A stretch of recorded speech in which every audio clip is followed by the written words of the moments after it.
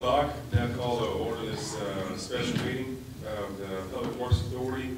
We have action items, declaration of emergency to avoid repair to exposed sewer main. And Toby, if you would show the pictures that we have. Okay. This is down by the old wastewater treatment plant. It's just over on the west side. It's about 40 or 50 yards north of the I-40 right away. It is in between two manholes that are, this is at a manhole. Stop right there, Toby. Okay. This cement pipe that you see is actually not the sewer pipe, it's a part of the manhole. And all of the dirt that you see that's gone has gone down that pipe to the wastewater treatment plant and worked its way through the system. Now there's, it's put some sand in the clarifier that we've had to go in there and work out, but now we know where it came from. How long did it take for this condition to occur? Nobody knows. It's not an area that we generally go to. It was discovered by, I believe, some kids that were down there playing. There's a house not too far from there, within 100 yards anyway, and they go to the parents, and the parents come to somebody in the city. But when this first happened, the manhole, which you're looking at a segment of it there, actually two segments, it hadn't fell as far over, and the sewage stream was still in the track of the pipe. But it began to fall over, and that's why you see it backing up over here. We didn't have any idea what it would cost. I think May the 30th, that was a week after the golf course flood, was when it came to our attention. And we actually brought four contractors in. They looked at it and gave us a bid, but until we knew what that bid was, and I won't expose them right until the next agenda, but until that we knew what the bid was, what it would take to fix this, there really was no way for us to set up a meeting that we have today. I mentioned the manholes that are on either side of this, within 120 to 150 feet, I'm guessing, one north and one south. They'll have to block the sewer main off upstream and pump around so that you don't work one of these things live. That's not preferable, and it's really not possible. If they tried that, then you would back sewage up to the first manhole that it came to, and it would blow out the top, and the DEQ would get involved then. But this is eligible to be declared an emergency, so that we are not required to do the state bid process. That's the reason for this. If it weren't of the delicate nature that it is, well, I'd say we've got plenty of time. But if you have one side of that hole that sloughs off and blocks that downstream pipe, you've got a problem. And this is about, I'm going to say it's at least 20 feet from the ground level to the top of that pipe, which means that you're going to have a trench box to work this, either that or you're going to have to, bevel the sides back. I'm not sure what they'll do. We brought the contractors in and asked, in a manhole, because it changes direction and changes elevation here. So that's the reason for that. The description I've given you, that's why we're asking for this to be declared an emergency. Any questions? Have you got any estimates? Yes. Three. You want to move on to them? That's the next action item. Well, you need to declare an emergency first. Okay. Motion to declare this sewage pipe breakage. I'll second that motion. Trustee Newsom? Yes. Trustee Lowry? Yes. Trustee Burdock? Yes. And Chair. Yes. Next action item, the bids.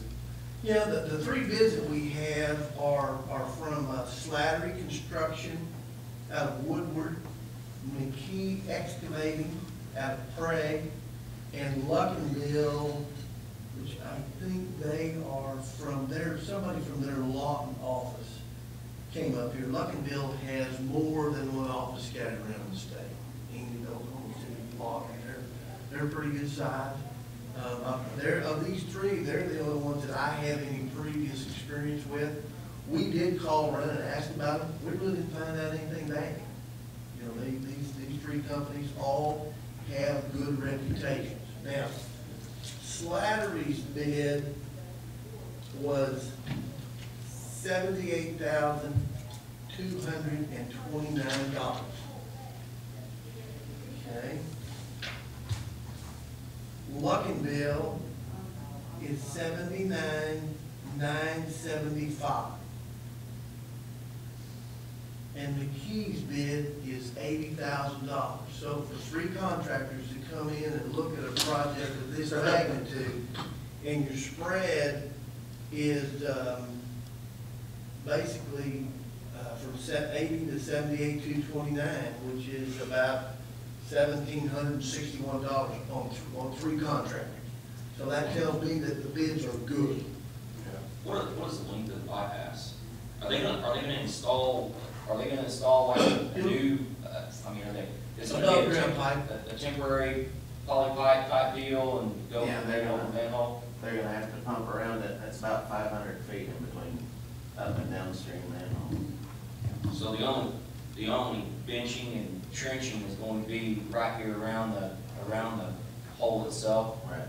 And what is it going to consist of? Just replacing a section of pipe and pouring new footings for the manhole and installing a new manhole? Yes. Yeah, they're gonna transition that, that's concrete pipe right now, and they're gonna transition it to PVC before it gets to the manhole. We brought a fourth contractor in, and he chose not to bid because but was just somebody that we knew, that he doesn't do this type of work, but he actually recommended at least one of these contractors for us to contract. I, didn't know what to expect on the bids when I saw it. This kind of stuff is never cheap. We had determined that, they have, as big as these companies are, they have the proper insurance, workman's comp, liability insurance to do the project. But I've never seen a project that's this tight on bids. How long do you think it will take? I don't even have a guess. No. They have a sub coming in to do the pump around. So rest assured, the contractor that's doing the line work, I'll call them, they're gonna move this thing through as fast as they can. I do not, once they get set up, they're not gonna be here long because they don't want to pay that pump around stuff very long. I believe that if they move in, mobilize and get ready, it will be next week. I look for the actual work to take place probably the week after next. Which for us, from a budgetary standpoint, it puts us in next year's budget. So we wouldn't have to go back and revise the current budget. That's really an inconsequential thing. It's not a consideration. It's just a part of where you're at now. Who do you recommend? Like I say, I don't know anything bad about either one of them. I have a personal experience with Luckinville from another community and work that they did for us. That familiarity makes me feel a little better about them just because of the familiarity issue. If I were to make a recommendation, I would recommend Luckinville. The difference is $79,900 versus $78,200, about $1,700. I think that's a very good recommendation. Mark's dealt with them before. He feels comfortable. I don't guess we have any insurance for this kind of, do we? No. We done checked, that was the first thing we checked out. And I would say that we also attended a FEMA kickoff meeting. That's where about 3 of us were before we got here.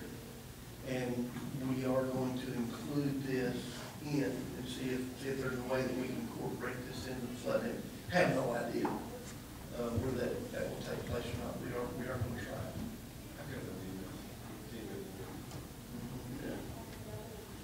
That's a pretty good recommendation. I mean, the difference in the $1,700 is pretty small considering the size of the project. I think Morris feels comfortable with it, they're gonna do a good job. Well, Luckinville, they came out from Oklahoma City where their staff came from to review this? Or no, the guy made the comment, this happens in Oklahoma City all the time. Right. So he has addressed some of these type issues before. Now, I'm not saying the others haven't, I don't think. entirely up to y'all. This is the most professional looking bid. Yeah. Yeah, it's easy. Somebody want to make a motion for Lucky Bill? To accept? I'll make the motion. For Lucky Bill. Second, anybody? Second it. Trustee Rhoda? Yes. Trustee Lowry? Yes. Trustee Hulen? Yes. And Chairman? Yes. Thank you, gentlemen. Good stuff. Motion to adjourn? Oh, yeah. Motion to adjourn? Yes. Trustee Lowry? Yes. Trustee Hulen? Yes. Trustee Rhoda? And Chairman? Yeah. Oh, look.